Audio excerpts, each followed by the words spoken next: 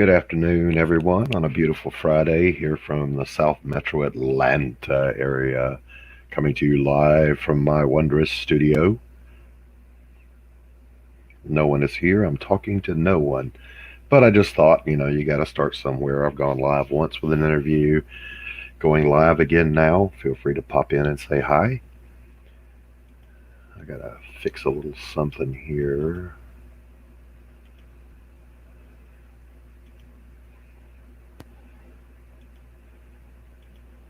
Do, do, do, do.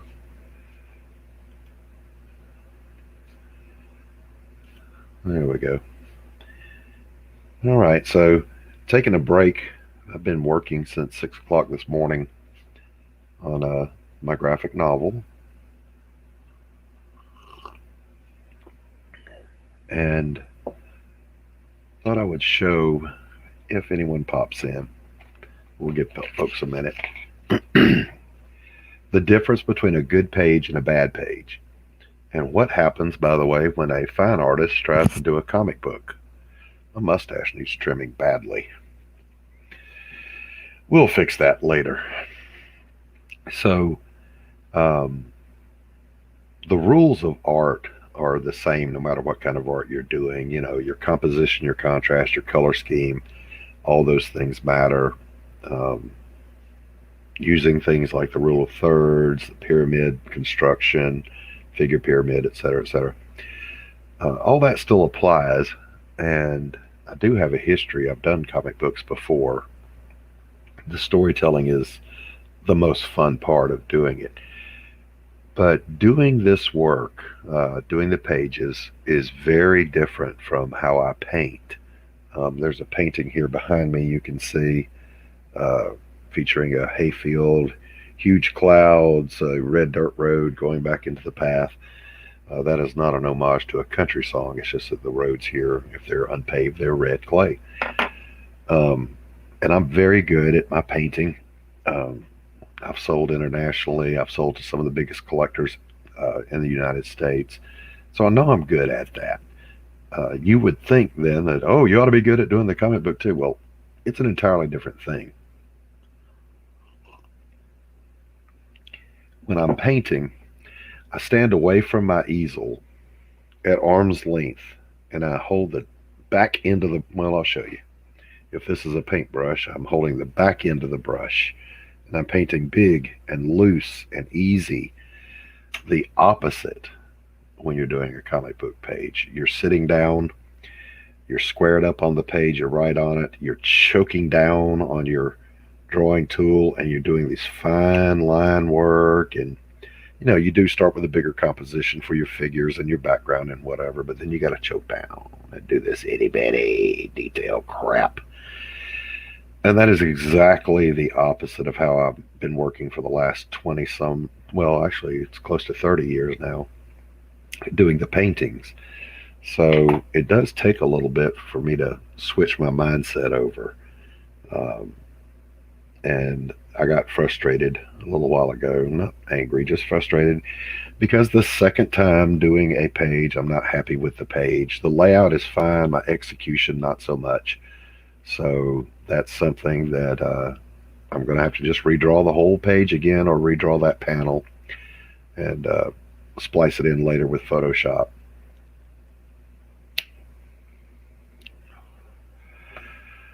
So I'll go ahead and show. This is an example of a page done badly. Now, there's nothing wrong with this panel. He's off to the side, rule of thirds, but also word balloons will go here. There's nothing wrong with this shot of the heroine in the story, other than too much eye makeup, but she does that. We'll come back to this panel. This panel's okay, here's some money. Ooh, and here's a creep, one of the bad guys. But when we look at this one, I haven't put the background in yet. Um, our massive main bad guy looks like a hobbit. Uh, the middle guy, who's a big giant albino, he's fairly okay. The little guy over here looks like he's standing and pooting, ripping a fart, and the dead guy's just kind of laying there floating in the air. But the feet are terrible on all of them. The proportions are terrible. Uh, the perspective's okay, but it could be better. So there will be a round three of drawing this page. I've got to get this shot in. It's a crucial scene in the book, so I got to get that done. So that's a bad page. This is an example of a good page. I finished this one yesterday, and it's still not quite finished. Got a little detail work left to go. But enter our detective. He's investigating in the alley. There's our heroine. She's there. And then they've got a conversation scene, and then the reveal of the uh, pariah character standing behind our guy, done in a lot of gray tones and washes. And I like this page. The composition flows. It is a necessary page for the exposition between the two characters. So that's a well done page. And of course, I still got a little tweaking to go, but that's the easy stuff. Once you got the hard part behind you, tweaking it all together is pretty easy. Well, it is for me. I don't know how other people react to these things. My glasses are crooked and my headphones are holding them that way. There we go. A little better. Frustrating. So anyway, yeah, there's that. I'm going to be finishing the cover over the weekend. I did the cover once, and then I hand painted it, and I didn't like my paint work on it. So I thought, well, I'll scan it and I'll throw it into Photoshop and fix it there. And no, that was a no-go. So then I thought, all right, well, I'll redraw the entire concept of the cover. So I did an entirely different concept, and it looks great, but it's just black and white, and was something that I could easily color in Photoshop. But then I thought, no, this is the first book that I'm going to be putting out, attaching my name to it and throwing it into the Indiegogo. I don't want a half-ass cover, so I got a professional colorist. I'm glad to have him, Phil Leon. He will be doing the cover, and the stretch goal for the book will be to make a color interior. If we hit that goal, he will be the one coloring it. God, my mustache is annoying me, but I'm not EVS. I can't run off screen and go shave or fix it, and people be okay with that. So there we go. But anyway, so now I've got to redraw the original cover concept that I had. Phil said he liked that one better. It would be a better cover. So I've got to redraw it, ink it, paint the gray wash onto it, and then send it off to him and get it colored. So hopefully that's coming next week.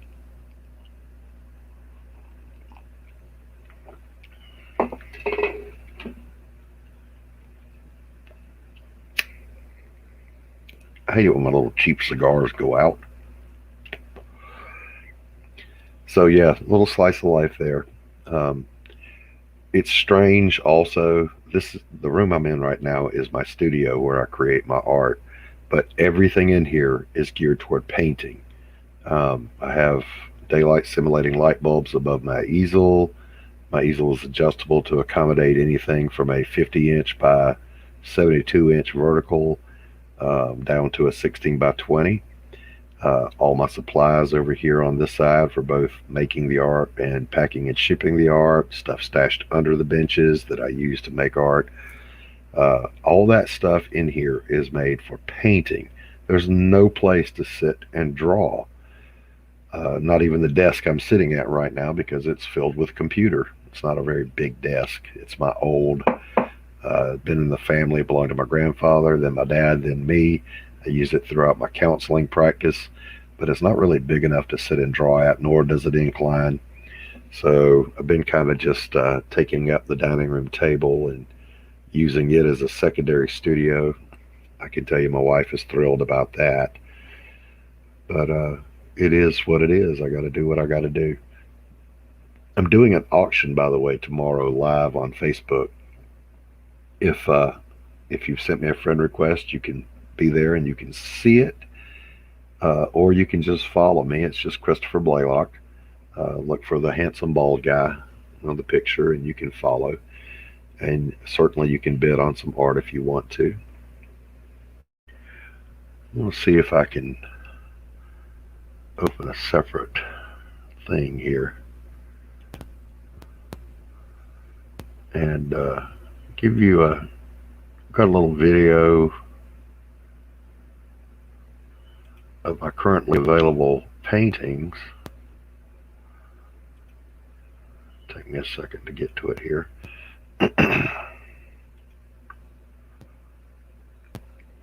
Do that, and then we do that,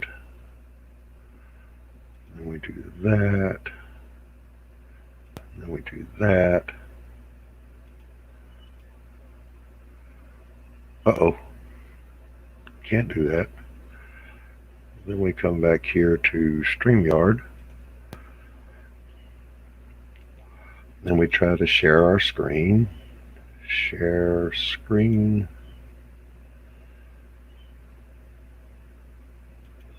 Yeah, I know it's easier with two monitors, but my second monitor died.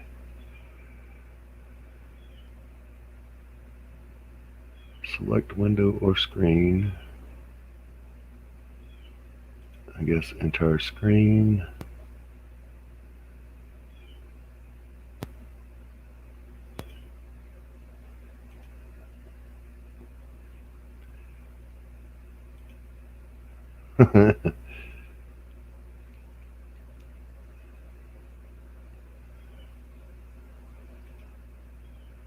Okay. Allow. Okay, and then we go here. We add that in. And then we're going to just hit play here. So these are all of my currently available works.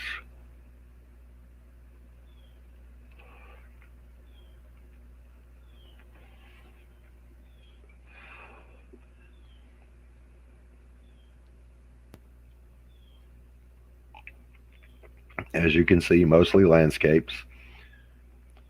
Music is original, written by a friend of mine, AJ Barksdale.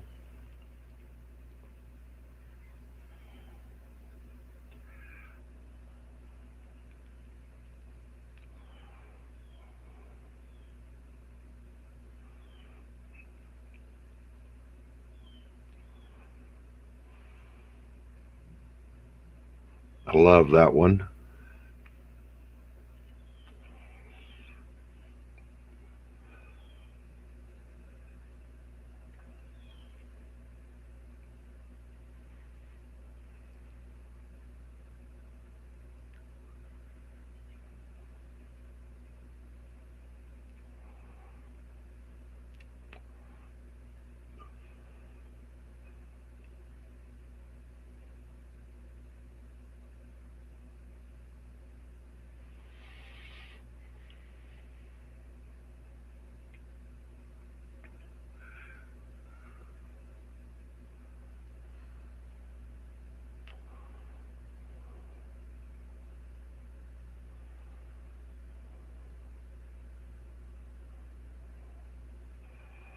And there we go.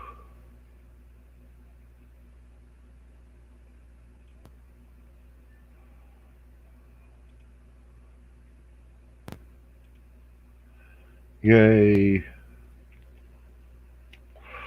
So if you're watching later and you wish to do so, you can visit my YouTube channel, Christopher Blaylock Fine Art, for my fine art. This YouTube channel is for my graphic novel. You can also find my website under that same listing, Christopher Blaylock Fine Art. And same thing on Facebook. You can find me there. Doing an auction tomorrow. I've got a clear space. I've got a almost 2,000 square foot home, and there is not a piece of wall left where it's safe to hang a piece of art. The coof has absolutely shut down my art sales for this year, so I've just kept painting, and now there's a backlog. I do have a collector that's interested in buying a handful of pieces, and I told him, you know, the auction happens tomorrow, so if you're going to make your move, you got to make it before I put them all up. No reasonable bid will be rejected. I've just got to make space so I can paint more. I've got a, you can't see it, but I mean, there's one canvas there. There's a whole stack of them over here under the workbench of paintings that I want to do and need to do to keep my sanity. So Gotta sell smart, make room. Mm.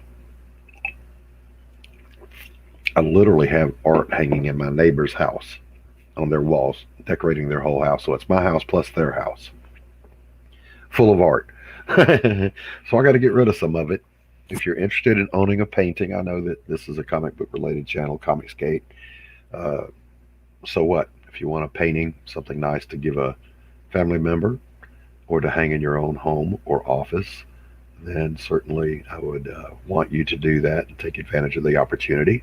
I'm losing my voice. I haven't talked to anyone today. Been all alone, working all day. Strange.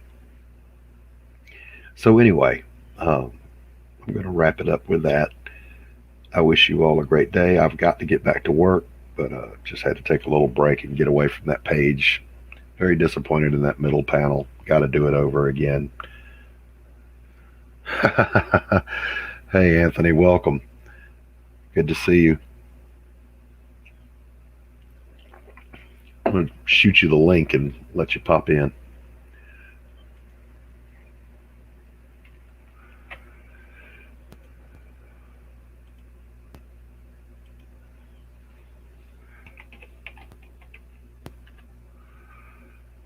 Sending it to you through Messenger. You should have it now.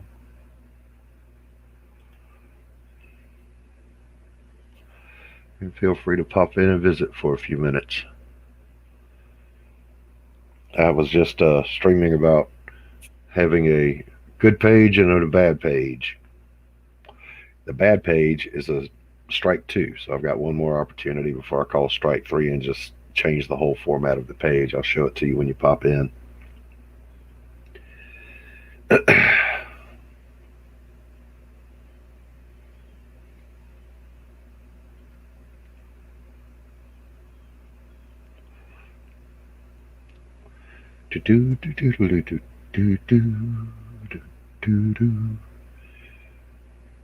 you're watching this later, I'm going to be posting a scheduled live stream. Hopefully going to be interviewing a Lasmat for his upcoming Clock People book. And there's a couple other folks I want to interview as well to promote their work here and talk shop. And my channel is geared more toward those who are interested in how comic books are made and for those who are making them. We compare notes, we talk about different approaches to drawing, inking, painting, coloring, printing, shipping, blah, blah, blah, all that stuff that the trolls find boring but that artists enjoy. Anthony, did you get the link?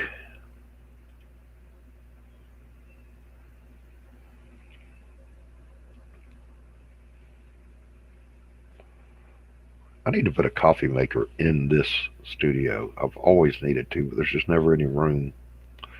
Coffee makers at the other end of the house. I don't want to go running out of here and be rude to get more coffee. So drink the dregs.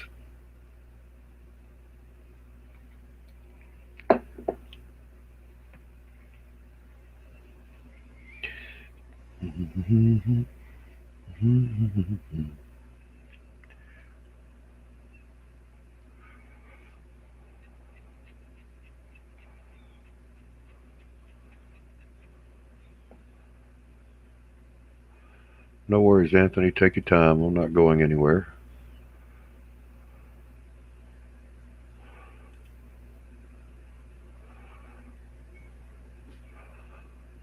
I see it won't let me set you as monitor or what's it called? Oh, shoot, I forget. Moderator. Let's see what this does.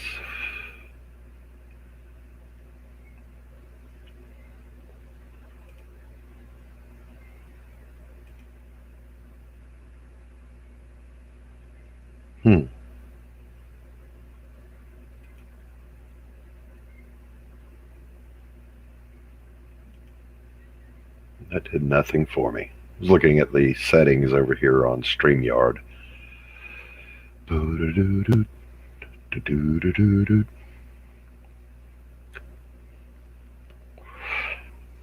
Anthony, I want you to hear the theme song from my fine art channel because I might get you to do some soloing over it. It's just a bluesy acoustic rhythm. A friend of mine wrote it for my channel, but I think it needs a little soloing on top. So get your Stevie Ray Vaughan mode engaged.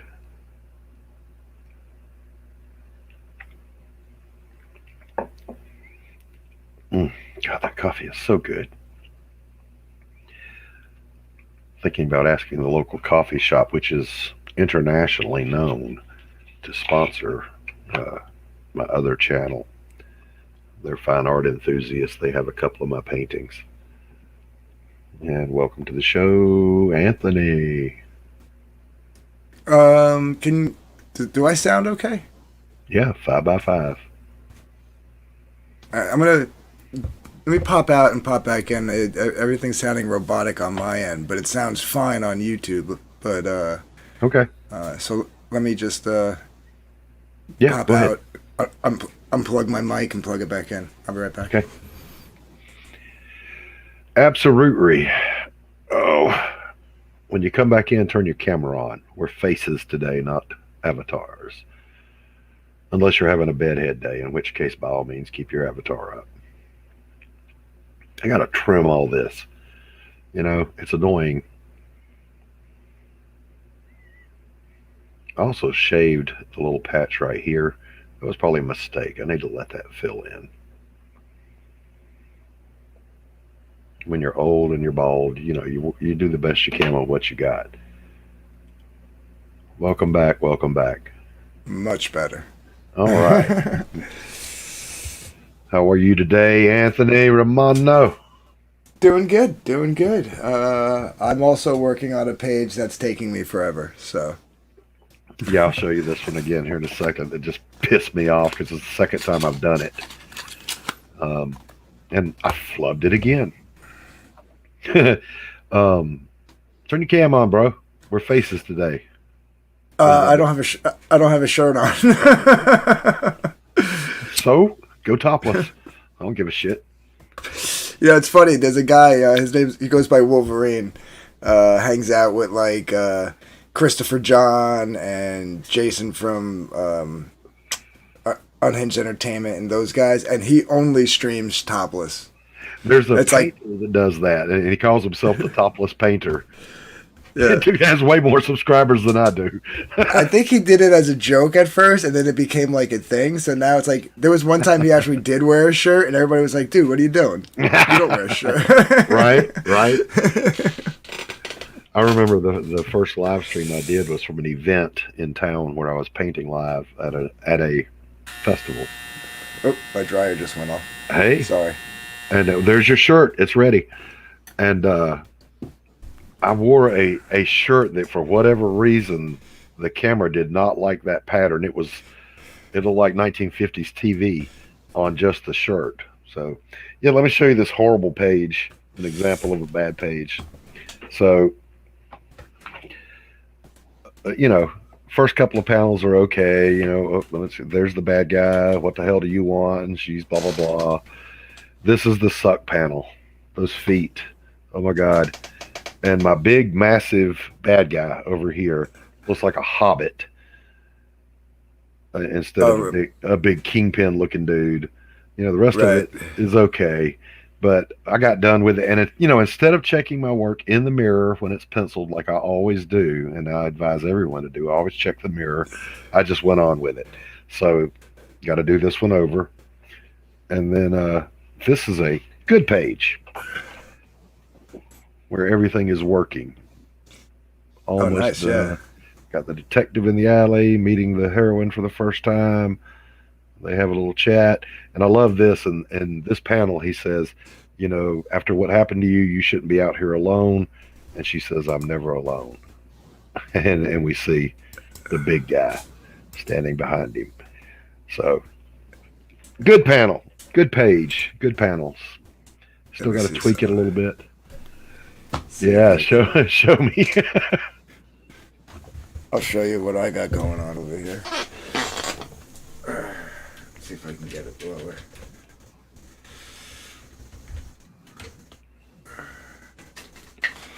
And I had to take a break, man, because oh, I love that third panel though. That Yeah, that was. that is the hardest thing for me to do is the man-made geometric stuff.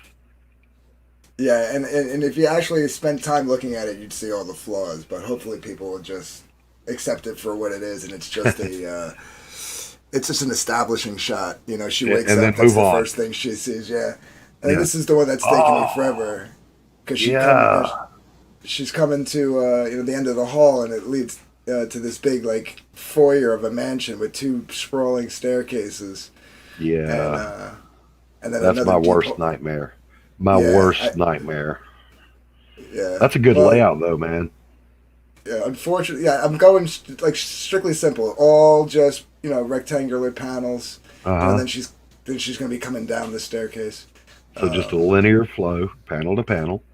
that's it. Yeah, just like to establish it, leading into the next page, which will have a more traditional, you know, multi-panel layout. Yeah. Yep. Yep. Um, but Do you yeah, check like your work in the mirror? I don't. You know what I do is every like 15, 20 minutes I'll sit back, light up a cigarette, and just stare Stare at at it. it. Yep. Yeah. Yep. But always, always, always, I teach art, and I teach one of the first thing I teach my students is we all have a hand and eye dominance that will bias your perception. So always flip your work and look at it in the mirror, and it'll show you a lot. Like particularly when you're doing faces, the floating eye phenomenon. It looks straight. You even used your Loomis lines and you built it. You go look at it in the mirror and you find one eye's floating, one's not where it should be, and you can fix that before you go to ink. Oh Or wow. in the case of my students, paint. Right. Yeah, I'll have to try that. I'll have to It check that works. out. I'll It have to put a works. mirror in here. Yeah, yeah, yeah, yeah. For doing this stuff, I have a little handheld mirror, and I hold it, look at it. My friend, that's a very successful painter, in his studio, he keeps a full size mirror behind him while he's painting, and he'll hold up a mirror and he'll look at it, and he'll actually do his composition in the mirror. So it's a pretty good trick. Give me 1 second. I'm just gonna go throw the dryer back on because that's my Sure. work clothes. I got to get ready for. I gotta at 3 o'clock. I gotta well not leave for work, but that's when I actually have to get ready and then leave R- by 3:30. So Right, right, right. Go ahead. put Go ahead. put it on for another hour. Hold on 1 sec.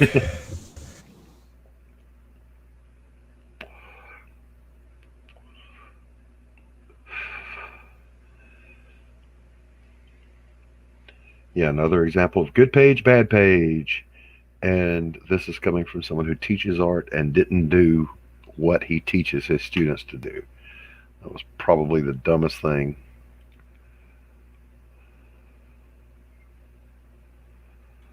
Oh, man. So, we're supposed to be able to set people as moderators by clicking the little three dots beside their name.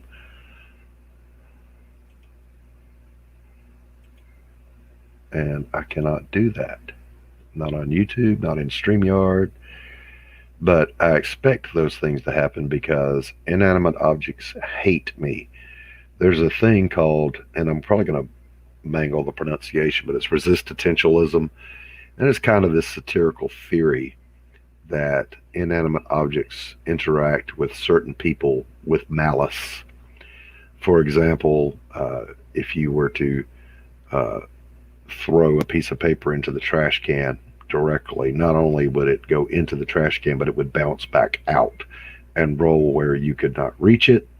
Or if you're sitting at your desk and you drop your pen, it will always roll out of your reach. Uh, so it's the inanimate object screwing with you, and I live through that every day of my life. Welcome back. I am back. Yeah, I just tweeted it out too, just in case anybody's floating around the Twitterverse. Well, that's cool. We'll see if old Andy wants to pop in and chuckle at us.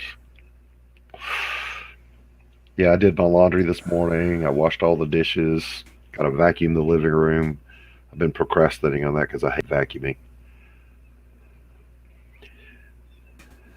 So the chores have to happen. Life goes on. Yeah, I know.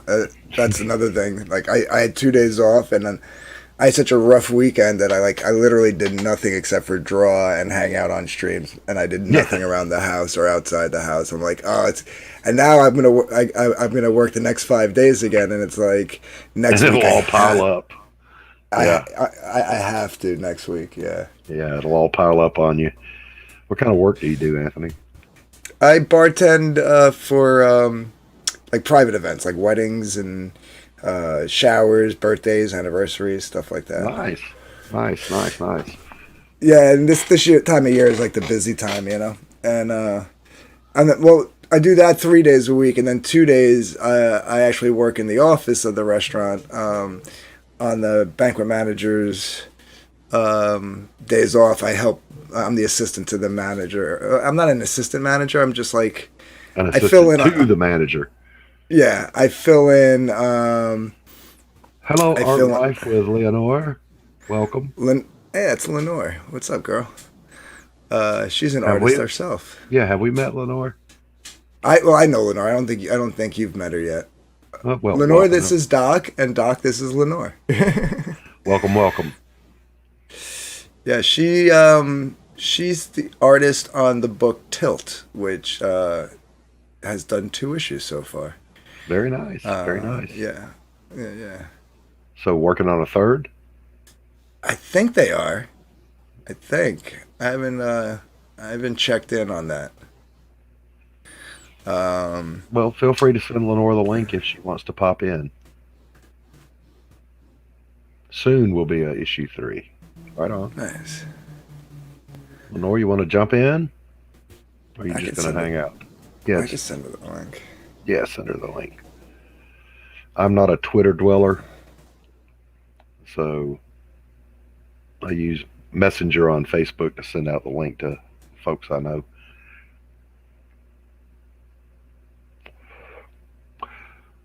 Oh, she's at her day job right now, so I shall lurk. All right, Oh, all lurk right. on, girl. Lurk on. Yeah, I'll check out your work. Can't wait to see it. Yeah, I'll send. You know what I'll do? I'll put the link. 'Cause, like, even though the campaigns are closed, I can. You Show can the still check it. Go to the page and check it out. well. Instead of sending the link, just do that and share your screen. I'll pop it up. I don't.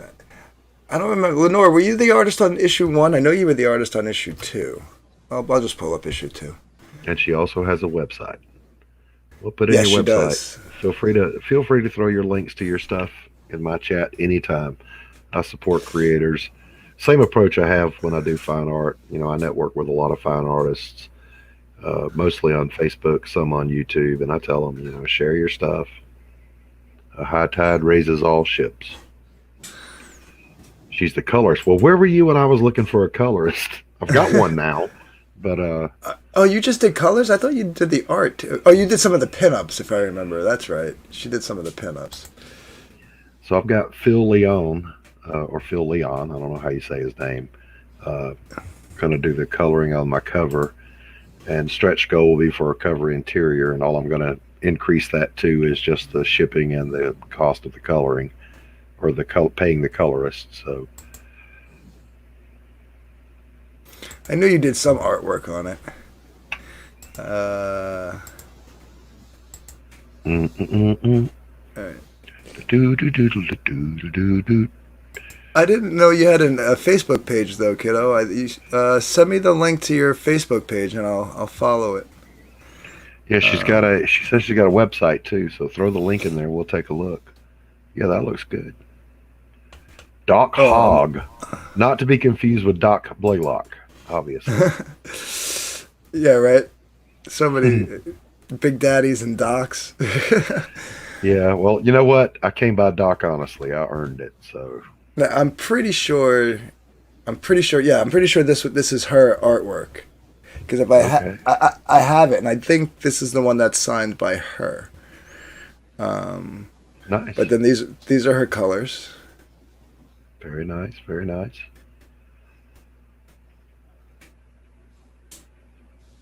Play Yeah, it's a cards with cool. Jenner and get backed. Okay. Oh, Yeah, that's a it's a great cool. panel too, or a great composition.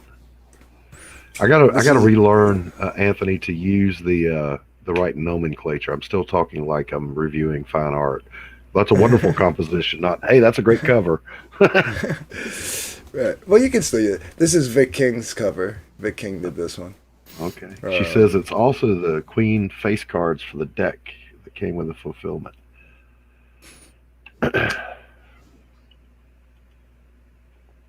Great. Yeah, she's got great colors. Yeah, those are good panels too. Yeah. No, hover over that Uh, black and white. You look at that. Oh, what do you do, Lenore? What kind of fine art? I think she paints, if I'm not mistaken. Right on. I'm an impressionist landscape painter. Been doing that for 30 years. Pretty successful. And got the bug to do a comic book. And as I was saying earlier, if you go back and watch this, the skills don't necessarily translate across. Jiggities, right on.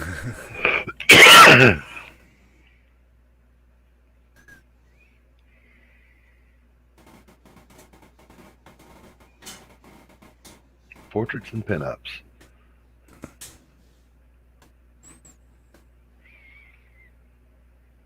Yeah, I think I did a little research last year and posted a video on my other channel about it. Uh, Abstract is currently selling the best, then pet portraits, and then landscapes, and then after that, portraits. So, I mean, I don't change based on what's selling, what's not. I do impressionist landscape, mostly plein air. Go out in the sunshine and paint what's in front of me. Oh, that's good artwork. I like that. This one here, yeah, this is Lakeem Amir. He's a phenomenal artist. Very nice. Very nice. Yeah. I bought Vic's original cover. Yeah, Vic has a very recognizable style. Yeah. Yeah, absolutely. I have two pieces of his artwork hanging on my wall right now. Mm-hmm.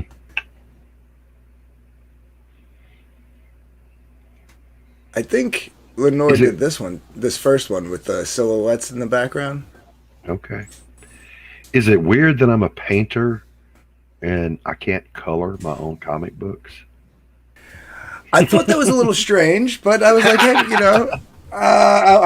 to each his own. Gotta do what you gotta do. It it doesn't translate over because in order to paint on that Bristol board, I mean, maybe if I did it on masonite, I could do it because I paint very heavy.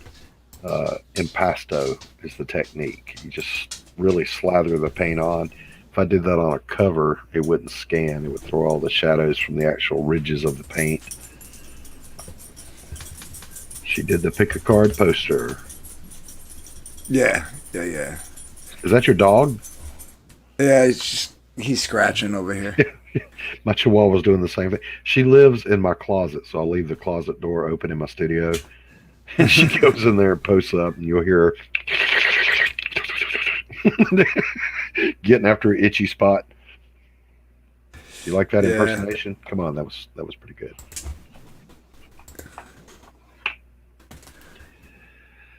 Oh, There's the Andy, acrylic. take the show for a second. Let me go refill my coffee. You mind? Go for it. Go for it. All right. Let me. I forgot how to do that. How do I turn my little icon? Oh, stop cam. Yeah, There we stop go. cam. All right, I'll be right And back. I got to get some more coffee.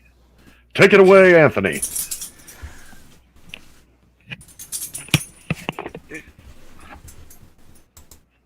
yeah, Lenore, send me the link to your Facebook page on Twitter, and I'll follow it.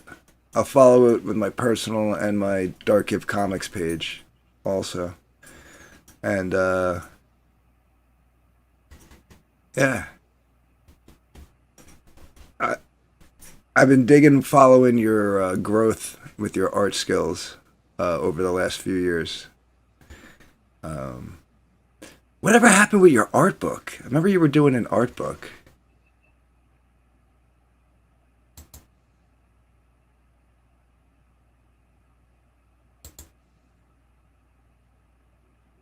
Let's see.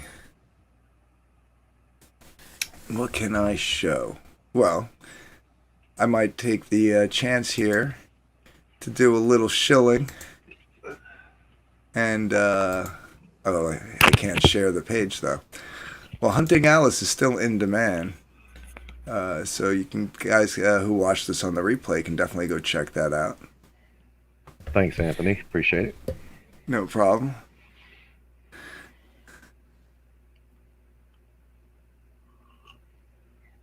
Oh, that's good stuff. Coffee is life. And then Andy comes in. I don't like coffee. I will drive to where you are, young man. Take you out back and educate you.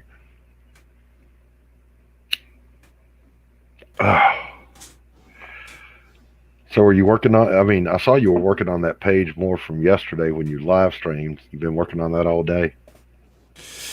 Yeah. I was working, I did the first 2 panels on the stream. And then when Row Red went live last night, I picked back up with the panel 3 and went into panel 4. And then, did, finished up some of the shading on that left side of the panel. And, saw you were live when I was taking a break, and I was like, oh, I'll jump on. Nice. Yeah. So that's basically that. Yeah, I was hoping to have it done by today before the weekend. That might not happen though. All right, I just got a Lasmat confirmed to come on the show, so I'm gonna try to get him in this weekend. Yeah, I was gonna pop into Well Reds last night, but Aaron Lopresti was live streaming. EVS was live streaming. Somebody else was live streaming. I was like, I don't know where to go. So I like Well Read, but Aaron Lopresti is a freaking legend. He's old school, Silver Age guy like myself. So I went with his live stream instead. He's super guy. Super nice. So I don't think I'm subscribed to his channel. I gotta check that out.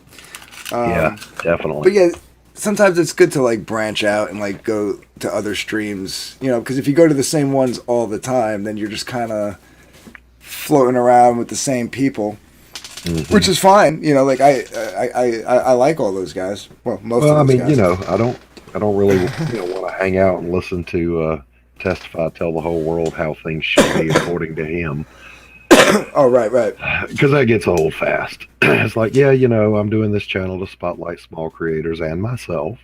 And that might be a little cliche.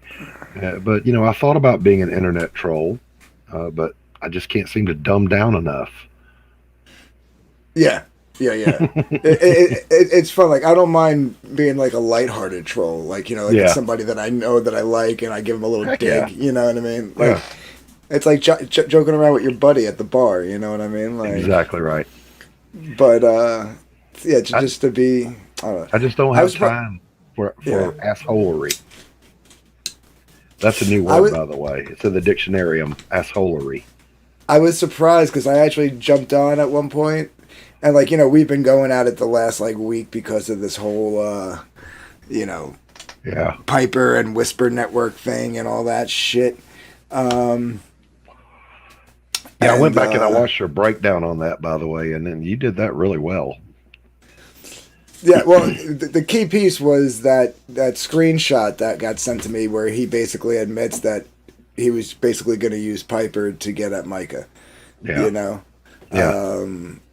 Which just blew his whole, the rest of his, because like I said, when you sit back and look at the stuff that he did show, it's 29 screen caps. She's in none of them. The only other creator that is in them was only in 2 of them, and it spans 2 years. I was like, otherwise it's just Micah bitching to his fans, and it's like, yeah, that's unprofessional. Yeah, but it's not a Whisper Network. I don't like Micah either, but I'm not going to involve myself in a drama just to take a dig at somebody. I mean, I got no issues with the guy. Like I've been, over the years I've retweeted his stuff, when he's promoting his books, and I actually did like the looks of the one, and then it was just I hadn't gone back to work yet. The 3 days, 4 nights looked really good. He has Preston Ostovedo, the good we call him the good Preston. Yeah, the good Preston. Yeah, As the artist, who's phenomenal. And that book has a very John Buscema feel to it, just like right. it's funny because it's just like JDA's Das Volt, which also has a very it also it takes place in that same kind of time frame and has that same John Buscema look, and they hate each other, so it's funny that they both have like the same type of book out at the same time. Right. But yeah, I wasn't back to work yet, and I was tapped out, and I missed it. They closed down before I was able to back it. Yeah. His Englewood project looked good, but it wasn't my cup of tea. You know what I mean? But I don't have any personal interactions with the guy except for like one instance on one of Piper's very first streams on her own channel. This is back before the big split with Testify's Etsy group, and the one guy, Stu, has a brother who's in his 30s or 40s, but he's got like the mind of like a 5-year-old. I don't know exactly what the condition is. Like I don't know if he's got like if it's just clinically mentally retarded or if he's got some other kind of whatever it is. But and Stu basically kind of like, I don't want to say takes care of him, but like basically takes care of him and makes, and they're very close, and Right. I get Micah doesn't like Stu because at the time he was hanging with Testify and they were going at him or whatever. But he basically, I don't know, he said he uses his brother for clout. I'm paraphrasing. I don't remember his exact words, but basically he took a dig at Stu, but he used his brother to do it. And I said, that wasn't a good move. I was like, it doesn't look good when you're attacking people's families and stuff. And he apologized. He said, you were right. That was like the one time we actually had a conversation. There was one time Testify tried to, was on one of my streams back when we were getting along. And he said, hey, share my screen. And I shared it without really looking. And it was like an old picture of Micah. And I knew he was going to start like making fun of him. So I quickly took the screen down, took the picture down, and I said, see man, this is why I don't like bringing you on my show, because like I ask you not to bring your personal beefs with other people on my shit, because I got no problem with them, and then you do this shit. And he was even going off on Liam, and thankfully Liam was in the chat, so he was there to defend himself, and then I even brought Liam on to even speak out on it, but Micah wasn't there. So as like a fuck you disrespected my show and you're not going to get away with it. Sander, get that out of your mouth. See, I've got better things to do with my life than drama. Yeah. I'm old, man. I don't have enough time left. Right. For drama. And it's like, hey, what's up, December Soldier? What's up? So I took the stream down. I was like, Micah wasn't there to defend himself, and Right. there was a little personal thing to it. Like I said, like you're not gonna do what you want and get away with it. So I took the stream down, and he DM'd me and thanked me for it, and I said, yeah, no problem, man. I have respect for the guy. You know what I mean? Like the guy's doing his thing and making books, and I got no beef with him, so I'm not gonna let someone mock him on my show. Yeah. Well, drama happens, and to comment that it's happened is one thing. To have it happen on your channel is something entirely different. And December, I'll tell you this: I don't have any use for it. It won't happen on my channel.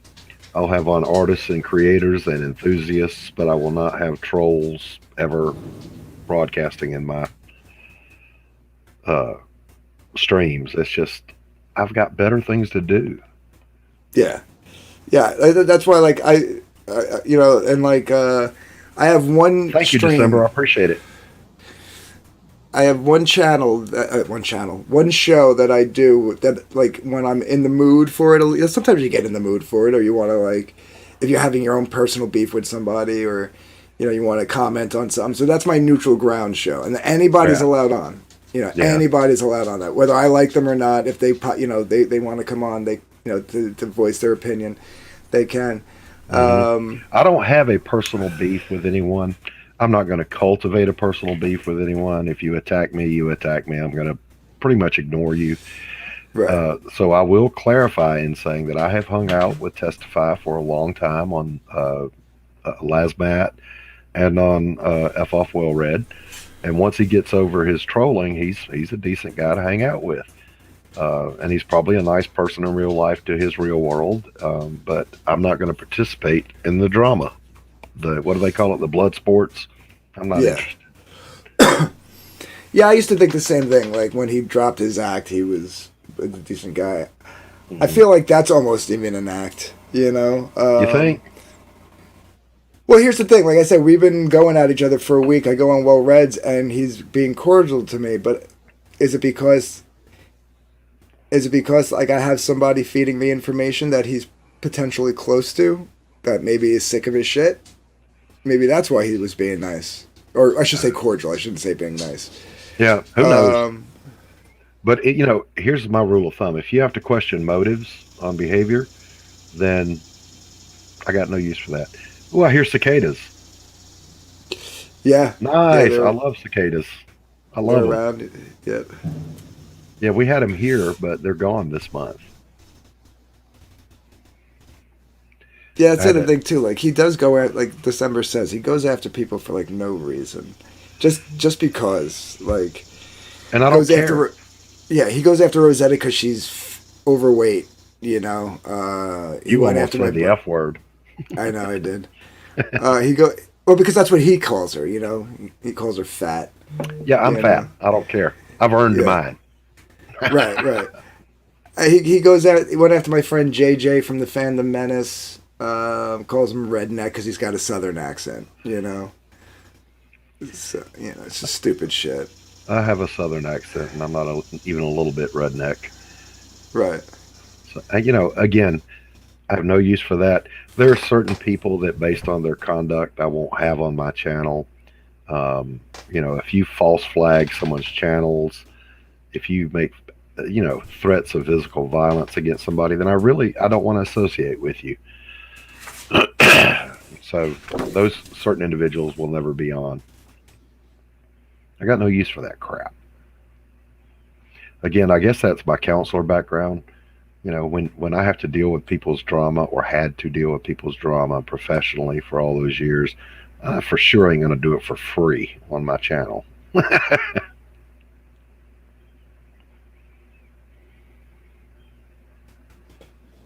Hold on a sec.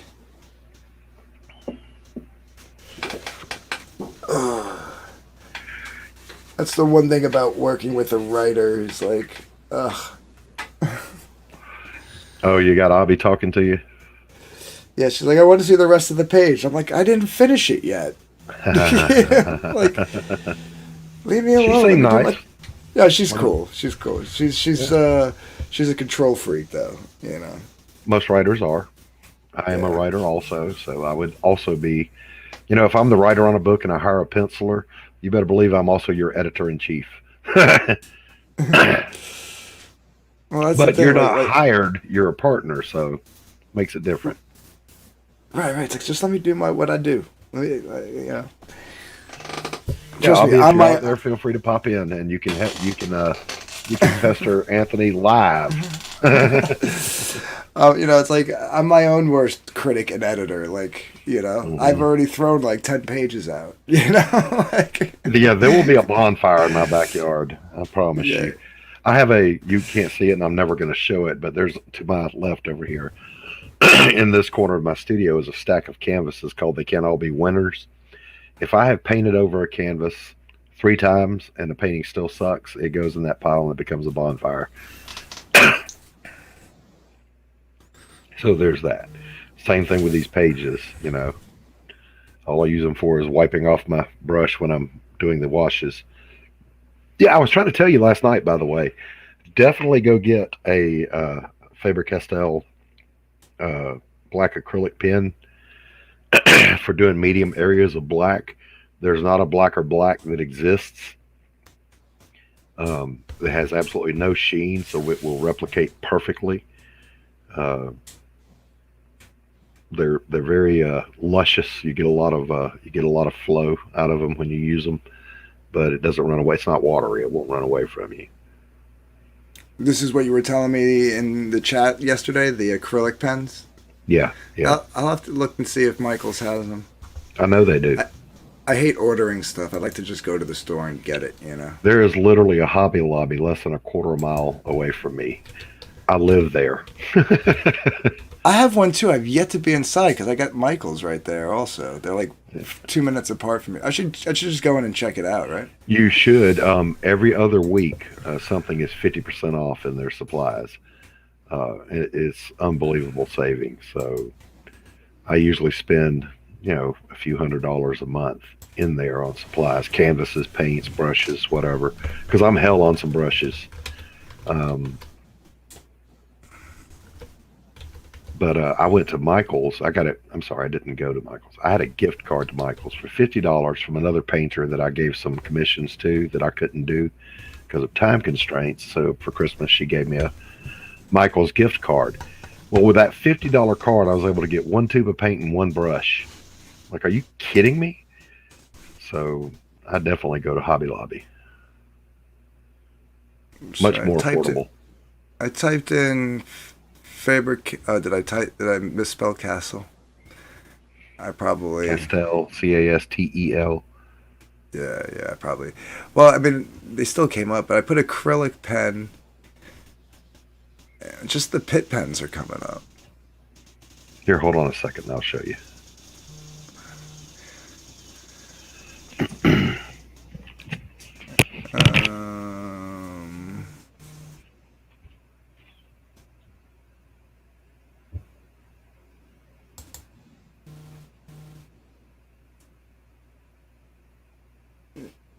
I still to this day don't know what pit means.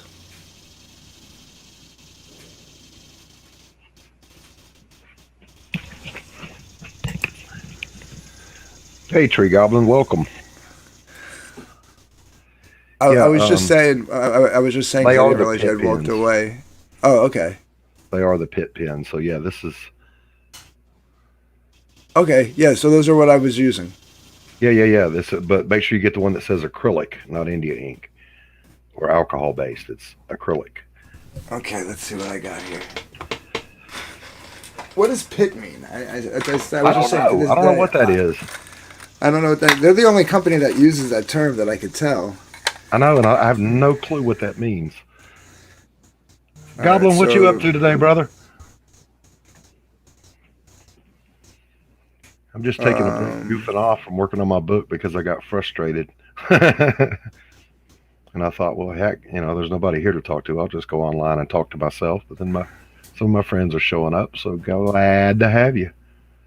So I got this big one. I don't know. It doesn't say what it is. It doesn't say if it's India ink. It just says Faber-Castell Pit Artist Pen Big Brush Black $1.99. That's weird.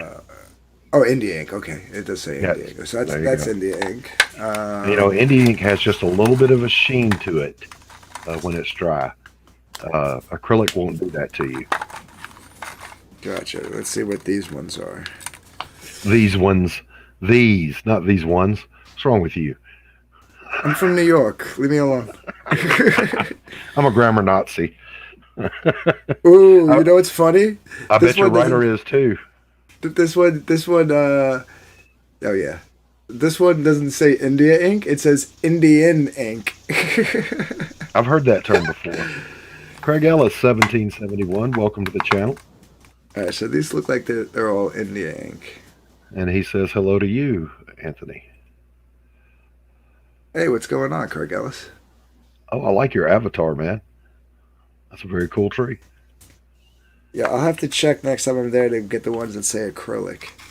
Yeah, usually they're right next to the Copic markers if you go into Hobby Lobby. Okay, maybe I got to go to Hobby Lobby for them. Mm-hmm. Because, nowadays they don't keep as much in store, as they used to because you can order everything online now. Yeah. Hey, Craig, you are very welcome here, sir. Hey, I'm going to run and grab a soda to go with my coffee. I'll be right back, guys. You got it. Anthony will be your host for the next 1 minute. Faber-Castell acrylic.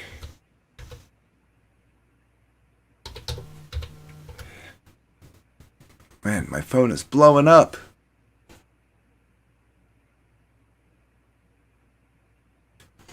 All right, that didn't work.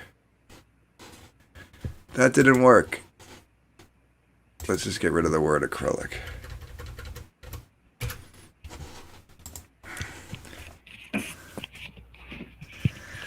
What's up, Matt C?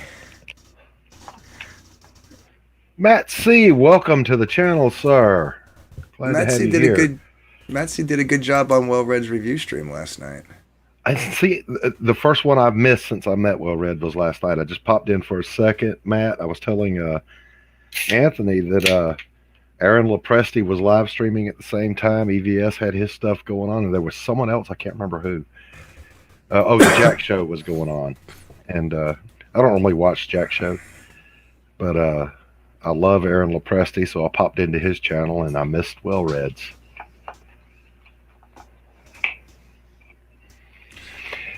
Oh, man.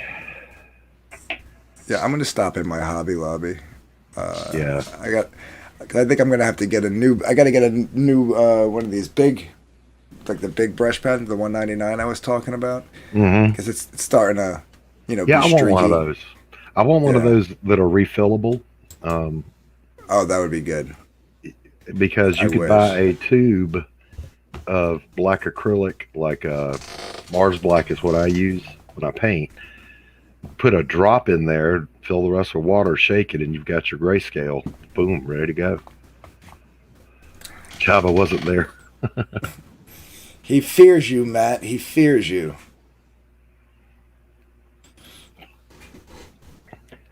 Matt, you're the artist on Kyrie. Is that correct? Or are you the writer? Or are you both? And what's Kyrie, next I think for you? He's both. Yeah. Talking to a Lazmat now. Going to try to have him on Sunday at 10 here. But Matt, I'd love to get you on if you got a project you're working. Yeah, I think he's both on.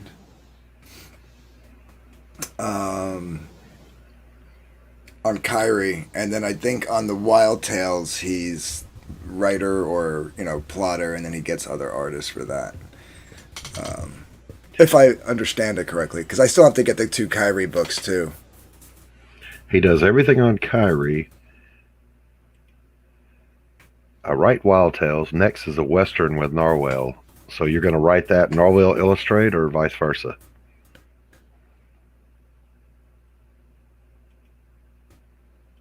Oh, and he's the colorist on Wild Tales. Write and color. Nice. Yeah, I didn't know you were doing something with Narwhal. Are you? Yeah, who's doing what? Since you're both writers and artists. I know, and that, by the way, is a good combo, man. Your guys' visual styles and storytelling, I think, would work well together. I like Narwhal stuff. I didn't like 499, but the colors palette was just horrendous. But that was Richard C. Meyer's thing. Yeah. All right, so they're both co-writing, and he's going to do the colors over Narwhal's line work. Very nice, very nice. Yeah, that's a good combination, man. I'm excited to see that. Well, Matt, if you ever want to come on and talk about your work, I'd love to have you on. I'll be right welcome. You're welcome here. This is I can't say a no drama zone, but a super minimal drama zone, because I'm never going to bring trolls on live onto my channel, and they're not welcome here. Just comic book enthusiasts, creators, and people who like to collect. And why not?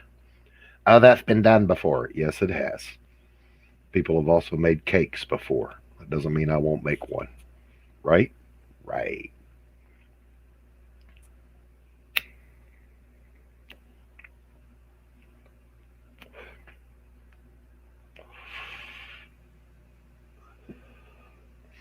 right?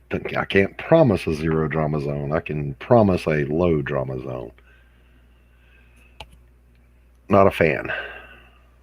I got other stuff to do. Life is busy and short. I'm old. I was going to look that up, by the way. I don't know who's older, me or Aaron Lopresti. Let's see. Oh, Aaron is older than I am by just a couple of months.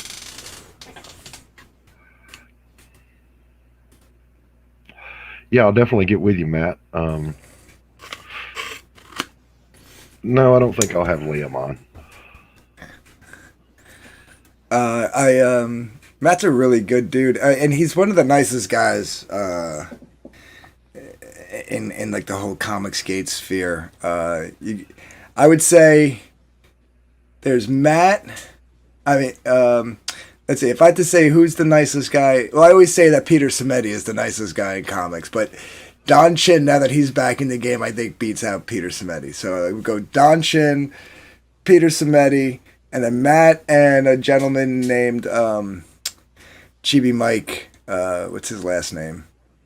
Mike. And Doc Blaylock. Well, that remains to be seen, Doc. You're a newbie. you might be pulling the sheet over all our eyes and wind up being the biggest drama whore going. We don't know. No, you. Okay. But all right. But I'll accept that. But what you call it? As I'll put it this way, Matt. When I was first working on Hunting Alice, and I was doing like. Before like my medical issues kicked in, and then I wasn't doing as many drawing streams. When I was originally doing it, like I was having a tough time getting the psychedelic look for the cover with my colors. It wasn't coming out the way I wanted it. And Matt actually reached out to me and was like, "Listen, I have an idea that's similar to what you're going for, but it's not exactly what you're going for." He's like, "You mind if I take a crack at it?" And he's like, "If you like it, we could work something out. If you don't like, and you don't like it, no harm, no foul." So he's like the kind of guy that, and that's what happened. He sent it to me, and I was like, "Okay, what do I need to give you to get this, get the high res file?" Because he was smart. He sent me a low res file that would be shit if I tried to print it without paying him for it. Right. So, but like, yeah, I mean, like, I was like, dude, if you have the time to just like randomly color, I sent him, a file, to work with. I mean, if he's got the time and the, a thought hits him, he'll help. He just helps people out. Can you show that work? You got that's the cover. It's what I wound up using for the cover of the Hunting Alice. Okay, all right. Yeah, I've seen that, and it is nice. Yeah, that whole like electric. That's what inspired me to get the tapestries, because I was like, that would look amazing under. Because he went with like a black light type theme, like that was his motif for it. Like originally, I wasn't going for a black light motif theme. I was going with this. He used the same color palette I was going with, but I was going more for like a misty ether type vibe going, and it just came out looking like blah. Like every time I went with it, it just looked like what's the word I'm looking for? Like muddy. You know what I mean? It came out like looking muddied, and his just came out like with this like electric. Hey, what's up, James? Welcome. And I said this would make an amazing blacklight poster. So EVS had done a blacklight poster, so I was like, I'll do a blacklight poster. So I went looking for it, but no, I don't know where EVS got his done, because every place I looked at didn't do what they call the flocked texture, which those blacklight posters that have that velvety feel to. It's called flocking. They would just do regular posters, which is fine, but I wanted that like old school, 70s flocked vibe to it, like that the Salamandroid poster had. Right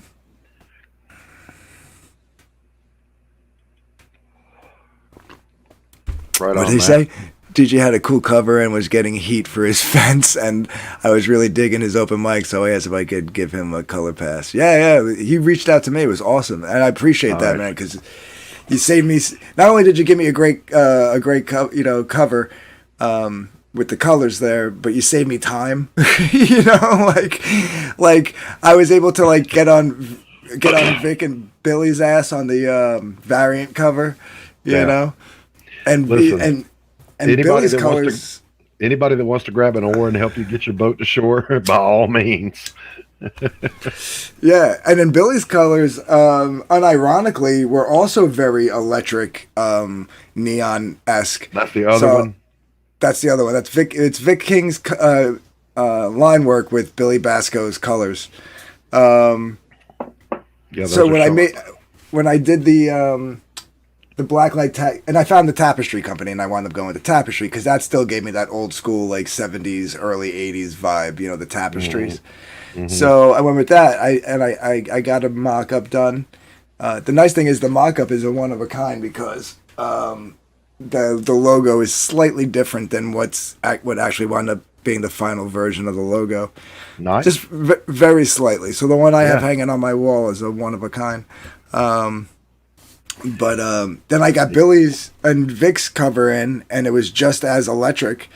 And I was like, well, this would make a great one too. So I went ahead and made that one also. So we used to go and buy those from the store with the fluorescent markers and color them in. And then I got a wild hair up my ass when I was a teenager and took all that down. And my entire wall from floor to ceiling was my album covers from all my good metal. Yeah, I still have my old wall tap. I have like a Pink Floyd, a Led Zeppelin, a Metallica, Jimi Hendrix, all like the old like 60 by 60 wall tapestries. You used to hang them on your ceiling. Yeah, And then when you finally pulled them down, there was like a ton of like dead flies hanging. Because, you know what I mean? Yeah. Like I swear, like I still those are hanging in my shed. You know. I think when I moved out of my childhood home, my mother was delighted to find that when she took down everything I had on the walls, the paint was pristine because it had always been covered with junk. Right. Yeah, I think minus all the little tack holes. It was funny because like when I moved out, like my room was still my room, like it still had all my old posters and stuff on the walls. And so when my mom went to sell the house years later, same thing when we took everything down. When I went there to clean up and get everything, all my comics were still there. Mm-hmm. You know. Oh, let me tell you a quick horror story about my comic book collection. Oh, jeez. I collected in the 90s when I was working in comics.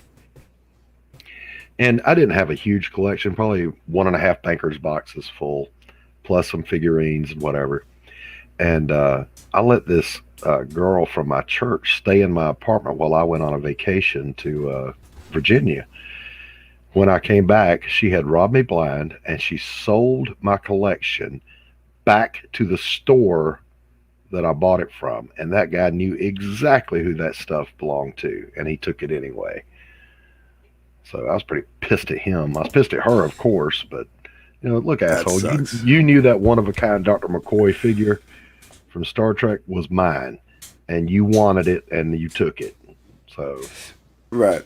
Yeah, the one thing that happened is after my mom sold the house and I went back and I grabbed my comics, I didn't have them in long boxes. I actually took my old toy chest as a kid and put them in I had all my comics in the old toy chest. Which served, and then I put a cushion on it, and it served as like a bench. So my friends would come over. Yeah, they'd sit there, and we'd smoke my weed until my mom knocked on the door, and then we'd all like hide the shit, But so when I went back to go get it, like I didn't have any long boxes. I just got some big boxes from work, and I put them all in big boxes, and I moved, stay a year or two at one place, move, stay a year or two at another place, move, and so on till this place. I've been here 11 years now. Right. But yeah, for the most part, I bounced around, and somewhere along the line, I lost the box. Oh. And I think I know what house it was too, because it was the only house that I remember leaving stuff purposely behind. Mm-hmm. Like I had an old foosball table that was beat up, right? Yeah. And like and stuff like that. So it was this huge house in a town called Red Bank, which is like very Norman Rockwell artsy kind of town here.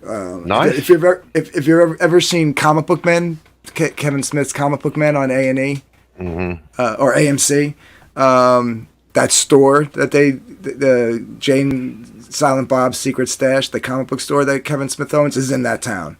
Gotcha.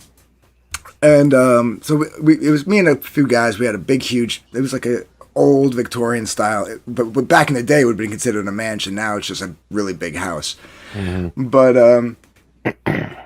and we knew that the owner was a guy who owned a restaurant across the street. And when we were getting ready to move out, he had mentioned that he was going to let some of the back of the house staff, basically meaning like the illegals, live there.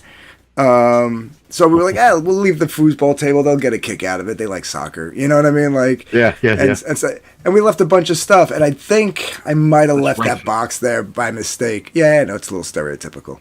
But, what you call it? So I was like, so when I finally like got here and decided to like buy some long boxes and get everything organized, especially once I started collecting like, back in Comicsgate projects and stuff. I was like, wait a minute, I'm missing like X-Men like 250 to like 320. Like where did those go? And where did I know I had this, like, and I know I had this, and I couldn't find, and it's like I didn't sell them, I never sold them, you know what I mean? I was like, I lost a box somewhere. I'm going to ask you, and I'm going to ask the chat, what were you guys collecting when you first got into comic books? When I first like legit started collecting, I was probably about 12. Yeah, when you went and picked out what you wanted, what were you getting into? X-Men was the first thing. I think it was right around X-Men 187, if I remember correctly, was the first issue I bought, like with my own. Chris Claremont. Yeah, Claremont. It was Claremont and John Byrne, I think, was the artist on that issue. Yeah, I think so too. What about you guys in chat? Let me know. Yeah, and then from X-Men, because my buddy who was already collecting let me read an X-Men comic, because he was reading it on the school bus, and I said, what are you reading? He's like, he's like, there's X-Men. And I was like, oh. And he's like, here. He's like, give it back to me tomorrow. So I took it home, and I was like, this is awesome. The Beano? I don't know that one. I don't know that one either. There's a Beano anti-gas medicine. And then I forget where I probably got into Spider-Man, like Amazing Spider-Man after that. West Coast of I loved the West Coast Avengers. I loved West Coast Avengers. And then of course, New Warriors came out, so I jumped on that, and the new Ghost Rider at the time, the Danny Ketch Ghost Rider came out. So I jumped on that, and then with a really awesome motorcycle. Yeah. Who is that? Mark Texiera did that? I think so.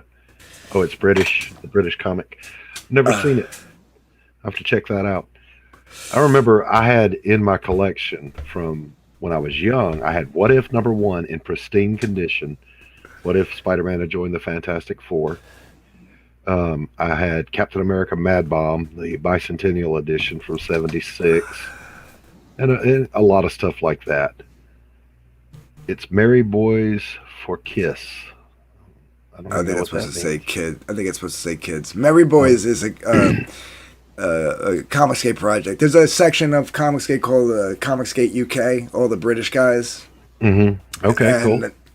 And Merry Boys was one of the projects from over there, from one of those guys. All right, it's actually a cool concept. I missed out on it. I'm hoping if he does a book 2 that he puts book 1 in it, so I could back it at both. Mm-hmm. James says, I was never a collector. I read the story and didn't take care of them. When I bought series regularly as a kid, it was X-Men, Avengers, Transformers, Alpha Flight, and trying to remember what else. Yeah, of course, and then me and my like I said, me and my buddy, when I was about 13, got our very first jobs was we worked at our local comic shop, but obviously we were too young to actually like get paid. Like it was like child labor laws and stuff. Yeah, yeah. So you we worked for free. We worked for credit, yeah. But for like 1989, 88, 89, like somewhere around there was like that time frame. We were getting $6 an hour in store credit, which is a lot of money. Especially back then, yeah. Minimum wage was like $4.05, I think. You know what I mean? Like we were getting $6 an hour, and comics were 75 cents to $1.25. You know what I mean? So heck yeah. We worked 4 days a week there because this guy was like, he was your cliche fat, like belly hanging out of the t-shirt. The he was local really comic book shop here, same thing. Yeah, like the dude from Simpsons. Just take away the hippiness and the baseball cap, and John was that. That's what John looked like. He just sat on his ass all day, and like we did everything. We cleaned up the store. We organized the shelves. We went through like his new acquisitions and filed them away in the back issues. And he bagged and boarded all his comics, even the new ones. So we would bag him on New Comics Book Day. We would bag and board all the new comics and stick them on the shelves. So at the end of the week, I'm going home with like 50 comics. You know what I mean? Nice. Yeah. So like I started doing back issues and then he sold to a guy named Chris. And Chris and his girlfriend would, Chris ran the store, but then Chris would actually start doing cons. And so sometimes he'd take, like, we would alternate. Like, if he took my buddy Al to the con, I would go to the store. And, like, his girlfriend would be there basically to make sure that, like, because I'm a 14-year-old kid. Right. But she knew jack shit about comics and stuff. So I was there to basically help the customers, and she just made sure like no one ran off with, and the place didn't burn down. I did the same thing. There was no comic book store when I was very young, and so there was an Eckerd's drugstore and a certain, I can't remember the name of the gas station, but it was the same thing. I would go hit that spinner rack and grab my stuff. Yeah, the 7-Eleven by me. James, you sound like you're closer to my age, brother. Yeah, I would do the same thing. That's where I got all that stuff back in the 70s that I was buying. And I had the first appearance of the Punisher. And, I didn't know anything about collecting back then. It was read the stories because they're good. I just happened to keep that What If for some reason in a pristine condition. I don't know what it's worth now. I've never looked. But I would do the same thing. And that's where I found, Ramita Sr. and all those guys. And then after that, it moved on to George Perez, who is my ultimate favorite all time. Excuse me. John Byrne, all that crowd. And then Junior came in, John Romita Jr. I always loved their work.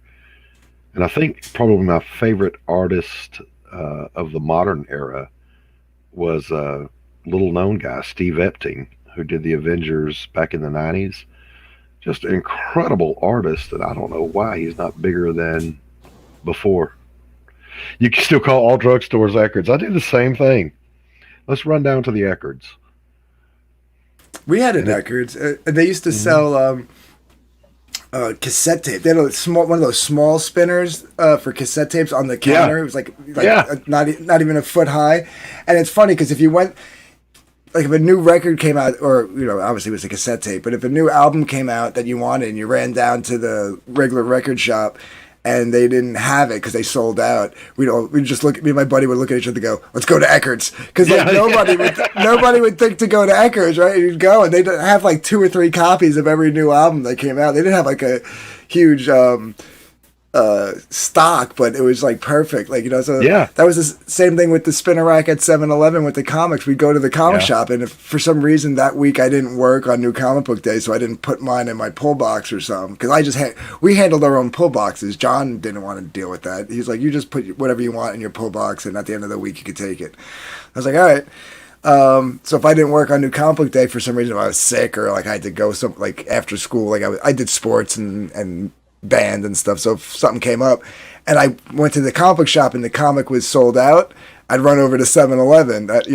I'd bike all the way down the highway. My mom would kill me, but I'd bike all the way down the highway Hey, to Rosetta. 7-Eleven and grab it off the spinner rack. Yeah. Well, when I was a kid, we lived so far out in the boonies, there was no jumping on your bike and going to anything. Um, it was wait to load up in the big freaking 5 mile long station wagon and huffle ump it to town. Yeah, or back like especially like they used to have the spinners in like Walden books, Mm. and people are like what's a Walden book? It was a bookstore, people. Let's Back say before hi. there was. Let's Oh, say hi to sorry. some folks. Rosetta, welcome to the channel. Hey, Glad to see Rosetta. you. Glad to have Craig here. James, a pleasure to have you here, sir.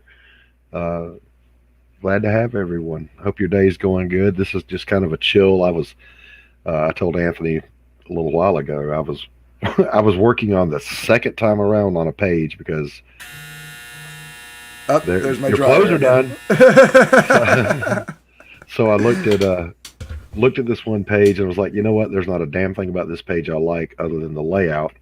So I'm going to redraw the whole thing. So I spent all morning since about between 5 and 6 this morning working on it. Got done. Strike two. I screwed up a panel, the biggest panel on the page. So I thought, oh my God, I'm just going to go live and chat with some folks and get my you know what mind you off c- of it. you know what you could do? You could do like the old cheat, like the panels that work on that. You can like X-Acto knife them out, and then No, I'll Photoshop them. yeah, because it's funny. Like I have a page from Right, Eric Rosetta? Lar- Eric Larson. Oh, what she say? Yeah, you showed me that where he did Yeah, it. Back in the day, and that's how we did it. If you screwed up a panel, you'd measure a piece of Bristol and you would redraw the panel and then you would paste it on. And that, by the way, is also how we did the word balloons. Um, they were all cut with an X-Acto knife after they were hand lettered. The letters would do a whole page of Bristol filled with the word balloons and the narration blocks, and you would cut them and you would literally paste them right onto the Bristol board. So yeah, I've done that before. But now with Photoshop, once you scan it in, I've got a page going right now that's just replacement panels. So I'll get oh it scanned, I'll cut them out in Photoshop, paste them on where they go. So that does save me a step, uh, and I like that.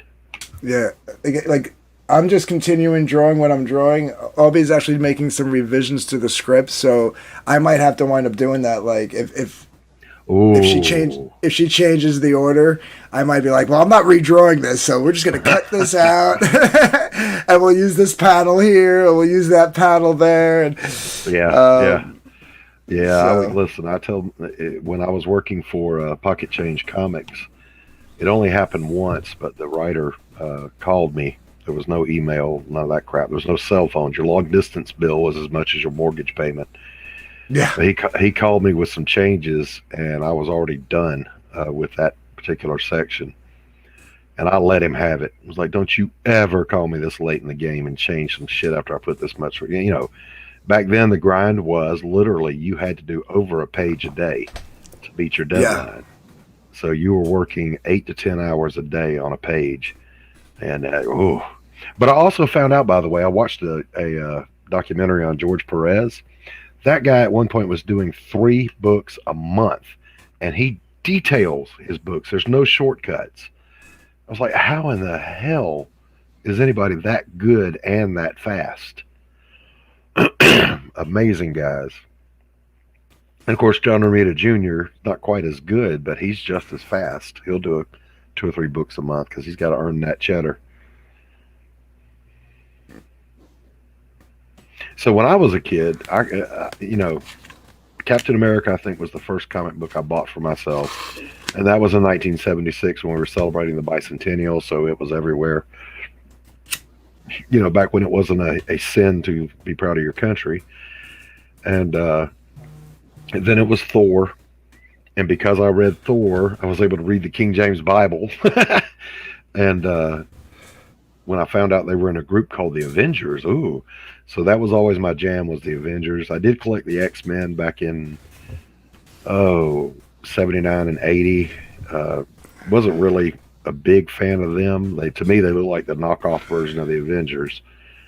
Uh, so I just pretty much stayed with those guys. Then I got into Spider-Man, and then as an adult, uh, I expanded. I really liked a lot of the Dark Horse stuff when it came out. Yeah. I liked Valiant. I wasn't really much of an Image fan, kind of that penciling style that we used to call it a pizza with everything on it. Uh, the guy with the big guns and pouches and 50,000 teeth in their mouth when they would grin or grimace. What just wasn't a fan of that. The over exaggerate. Well, I got to admit, because I'm a little bit younger. When like the McFarlane and the Jim Lees and the Leafield, like when they burst onto the scene, I got excited for it. And a Yeah, lot of my McFarlane was good. Jim Lee was good. Liefeld was like, what in the hell is this? well, here's the thing: if you actually go back and look at his earlier work, like on Hawk and Dove and stuff, when he actually had an editor like holding him like to his Mm-hmm. keeping the reins in, his artwork wasn't as like chaotic. Bad. Bad. Yeah. Say it. Bad. When they basically said, "Here, we're going to give you a book and you're in full control," is like when he like yeah, the shoulder pads. Like how could he even turn around and see what he's looking at to his left? The shoulder pad's taller than his head. You know, like Yeah. Yeah, I just wasn't a fan of that. And James Hayes absolutely nailed it right here. Let me bring that back up. They were different back in the day. They were newsprint, the four color palette, tons more text and dialogue. The story was amazing. Art was not as detailed. Well, it depends on the artist. But yeah, it was much more story driven back in the day, and the artists weren't superstars. They were just guys telling the story that the writer wrote. But it was still good stuff. Really, really, really good. And I love the smell of the old comics. yeah. Yeah, you'd open them, and they say, "Oh, there's that smell," just like an old bookstore. Well, see, there was that sweet spot, right? Like right in the mid to late '80s, where like writers and artists were both superstars, right? You know, what I mean, Hmm. you had your Hmm. Claremont, your John Burns, who was an artist and a writer, but you had Peter the David. Peter David, Walter and Louise Simonson. You know, what Yeah, I mean, with like a great yeah. team, writer and artist team. Heck yeah. And then Frank going Miller at into his the best. yeah, going into the '90s is when like it really just like the focus went on like the artist and like the writers got pushed to the side. And fast forward 20 years from the '90s going into the mid 2000s is when like they over course corrected, and now and ever since like 2010 and on, it's been like who gives a shit about the art? Like the writers are now the superstars, and like every page is full of like 17 paragraphs that should be in a novel, and the art Yeah, it goes sucks. back and forth. There's always a pendulum. Is it story? Is it art? Uh, Yeah. I agree with Jim Shooter. Just tell good stories and tell them well. That's it. So I do my Yeah. best to just tell a good story. Where you got three Uh, pages of two characters just talking. It's like yeah. you need a Or little action in there. You know what I mean? Like you need a little bit of action going on. You know? yeah, and then the opposite is every page is a splash page of some horrible anatomical rendering of a guy jumping through the air firing guns, and every character is blood, death, night. Captain Bloody Death, Nighthawk Man. Uh, Right. they call it the Bronze Age of comics now. Back in that age, we called it the Dark Age of comics because it was like, what is this crap, man? And of course, Valiant was the other end of that spectrum. They were all story driven, and they didn't much care about the big splash pages or dynamic covers or any of that stuff. But they still had good artists doing good artwork They for the did. stories that were, you know what I mean? They You did. go, They did. you look at the new Valiant, and like the character, like it's just Yeah, the the Dark Horse stuff was really good when it came out. Ghost, that whole series, her first appearance in Dark Horse Presents, and then her first run. I can't remember the guy's name that drew it. Luke somebody or another. Was just amazing, beautiful art, great story. Uh, Wizard Magazine commented that the quote of the month came out of there, and it was, "I swear to God, Margot, you've got to reconsider your career decisions." Margot was a prostitute. It was good stuff. Yeah, Peter Smitty. Let's see. Peter Smitty of Alterna Comics still has all of his books done on newsprint. He actually made a video advertisement about people sniffing his books. Excuse me. I've got to check that out because I actually would like to do the same thing. I want to do old school comics. Yeah, Period. I know he was doing a print partnership thing, but I heard that he might have stopped that. But which Hmm. is sad if he did, because maybe he just wasn't getting enough people to jump on board with it. But Yeah. basically, what you would do is you would get your you can get your books printed through him using the printer that he uses. Hmm. The only thing is you have to. The only drawback would be like you had to wait for him to do a print run. You know what I Yeah. mean? Yeah. So when he did a print run, and then like he would just ship the books to you, and they'd be all on newsprint. Yeah. Um, Yeah. I would love to do that, and it's something I'm really contemplating. I've got time. I've probably got another month and a half of pencil and ink work to do before I launch the campaign. So I've got time to think about it, but don't think that's not on my mind because it is. I would love to have an old school, newsprint comic, four colors and everything. But we'll just have to see. yeah, because how many pages is the graphic novel going to be? It's actually going to be over 48, so it'll be between 48 and 50 pages, maybe as high as 56 by one draft. So you could do like the main prestige format in the graphic novel, and then split it up into two floppies on newsprint. Yeah, yeah, I absolutely could do that. That would be cool. Uh, You know, and then and like so either and if somebody wanted, they could just buy the two floppies, or they could buy the prestige format of the graphic novel, or they could buy all three. You know. yeah, I'm not sure about doing a hardcover for the graphic novel. Uh, might just do the heavy cardstock print. I don't know yet. I still got to think Yeah, about all that stuff. I don't know a thing about running a campaign, so when that time comes, Anthony, I'll be blowing your phone up. that's cool, man. Yeah, I stayed away from the hardcover for the first campaign. Like the Elasmat doing it on his was I think a bit ballsy. I'm glad it worked out for him, but that could have gone either way. You Yeah. know, Listen, Elasmat, that word sums him up. He is a ballsy go getter. He's going to do what he thinks is the right thing to do, follow his hunch, and so far it's worked out great for him. yeah, yeah, yeah. Well, he's kind of, he's been involved in independent film, which is obviously a different Hold on just a thing, minute. but James Hayes yeah, says, "Are you inking with a brush or pens?"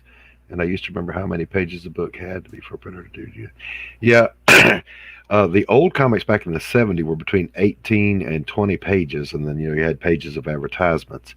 When I was doing comics in the '90s, it was between 20 and 22 pages. And I am inking with pen, uh, but I'm also painting with my paintbrushes. So there's a hell of a lot of. I'll show you one. I've shown this earlier. This is in progress, but there's the inking. But then if you look at the faces, you can see the paintbrush going to work. Still working right. on these two panels down here to finish them up. But I just kind of want that kind of a noir feel for this book. So doing a lot of wash with those. And Ant, I'm going to let you host for just 1 minute again. I'll be right back. Is that Sure, cool? you got it. Rosetta says now a lot of mainstream ones though have no shades. The comics are getting. Oh yeah, the comics are. Marvel now. I was just watching one of your boy Zach's videos earlier this morning. Think it was from yesterday or the day before, and he basically says like Marvel is now like a starting off point company where it used to be the where you ended up, and now it's like they just hire all amateurs now, and it's like that's where you get your feet wet is Marvel. It's not a place to strive to get to anymore, which is sad. You used to start off in indies to get to Marvel or DC. Now it's like you start off there to go indie. Like it's the weirdest thing.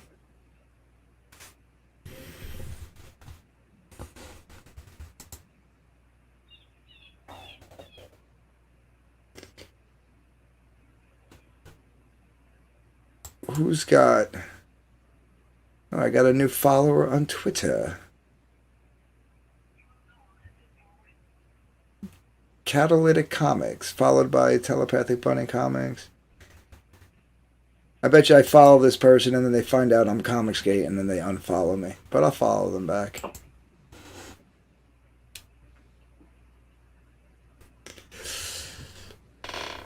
Yeah, well, contrast like is a big thing. I'm very much into contrast also. Like I like high contrast. Contrast is king. There's 3 C's in art: color, composition, and contrast. Contrast is king, always. Yep. Yeah. So I missed a call from my wife. Just tried to call her back, no answer. I hope she's all right. Because Rosetta said, I'm obsessed with shadows and deep shades, and like that's basically what would fall into contrast. Oh yeah, I love a black and white book. Nothing wrong with color. Love that too.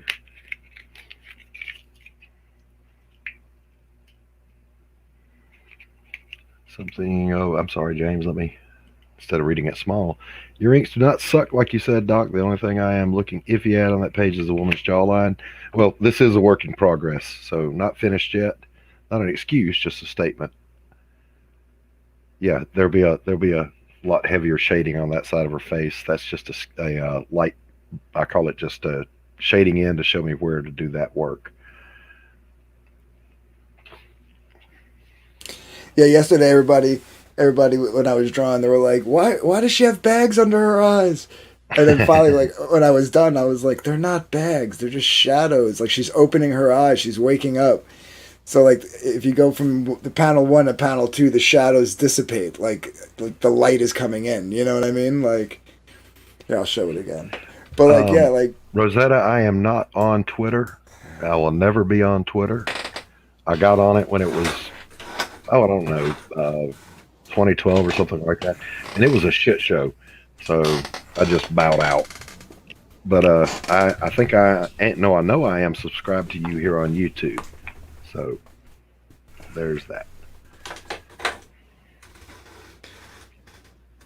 We follow each other on Facebook though, Rosetta.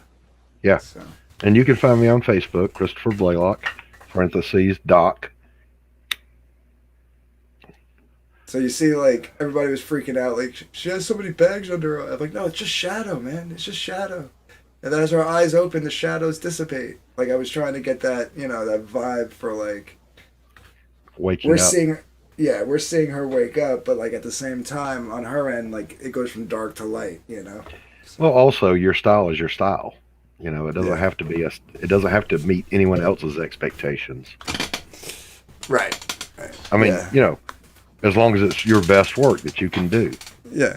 Well, that's the other thing, too. I was like, let me finish. Because, like, I guess they thought I finished the panel because I started on the second panel. But I sometimes will go back to in panel. Like, I'll be like, okay, I'm gonna move on to the next panel to keep the progress going. But let me keep looking at this panel to see where I want to tweak some of the shadows and stuff, you know what I mean, or renderings and stuff, and I'll go back to it, Yeah, I don't talk about comic books on my personal Facebook page either. As a matter of fact, that I'm doing this project of doing a graphic novel is a secret to my fine art community that I do on my Facebook page. It took a minute to remember what the hell Facebook was called. So yeah, I don't do any CG talk on my page. Yeah, I talk a lot of politics over there on Facebook. I'll occasionally do that. I try not to burn down all my bridges for my clients, but at the same time, who knows? But she says Anthony knows what I mean. Oh yeah, it's about her brothers. Don't like her being in Comicsgate. Oh my goodness. Okay, I totally relate to that. It's a weird thing in the fine art community. If you are a tattoo artist, a cartoonist, a manga artist, anything like that, the fine arts community will snub you. Which is not a big deal because I'm completely independent of any movement or whatever. I just sell art because my art's pretty good. And I've got established collectors, blah, blah, blah. However, I don't want to advertise until the book is done that I have done this because I want to surprise my community, excuse me, and my collectors and see if they're interested in buying a comic book. There's a older gentleman here in the local area, lives over in one of the richest parts of the whole state, and his entire home, which is like 5 or 6 thousand square feet, it's a mansion, is floor to ceiling art, paintings. He's got the largest private collection, I think, east of the Mississippi. There's over 800 works of art hanging in his home. The living celebrities in fine arts right now are people like Mark Shatov, uh, Bill Entrikin or William Entrikin. Uh, I'm trying to remember this other guy's name, Bill Peterson out of DC. And I'm very proud that I have 7 pieces hanging in that gallery right along with those guys. So I was really honored by that. Uh, Nice. but we'll see if that particular collector wants to buy a comic book. Maybe he'll buy the pages. Yeah, yeah, yeah. You know, yeah. It sounds like he'd probably be more interested in the original artwork. You know, Hmm. um, but I'm Yeah, gonna have a last cigarette with you, and then I gotta go get ready for work. yeah. I'm probably going to bail here in just a little bit myself. I've got to get back to work and finish up my household chores. Rosetta says I do mostly nature photography and more traditional art, so she gets it. Yep.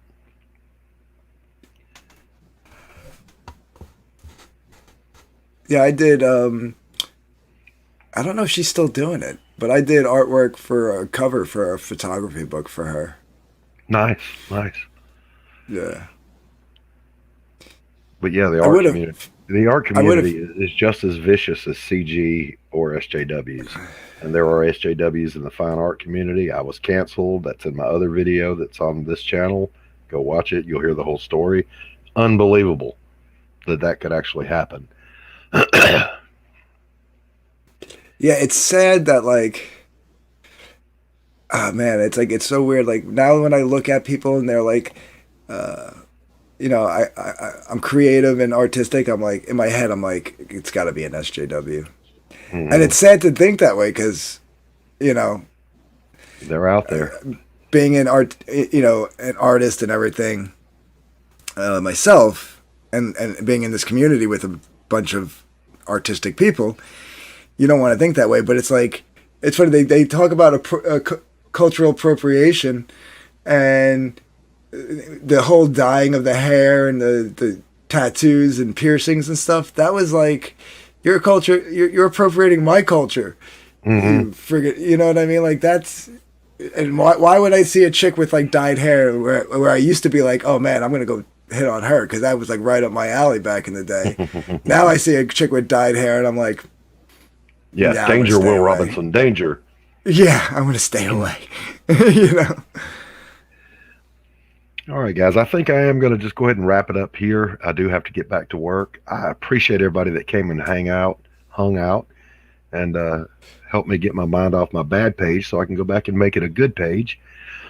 Please make sure that you subscribe, give this video a thumbs up, and I hope I see all of you again very soon. Anthony, thank you for hanging out, No, no and problem, man. you guys have a great day, and we'll see you next time.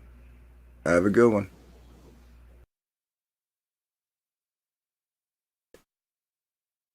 Uh oh, Doc, you're still live, Doc.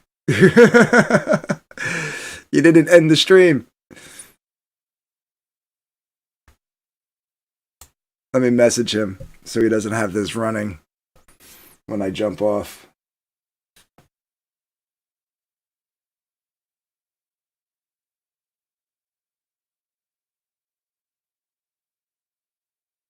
You didn't end the stream. I'm still live on your channel. And I'll shoot him a text message too.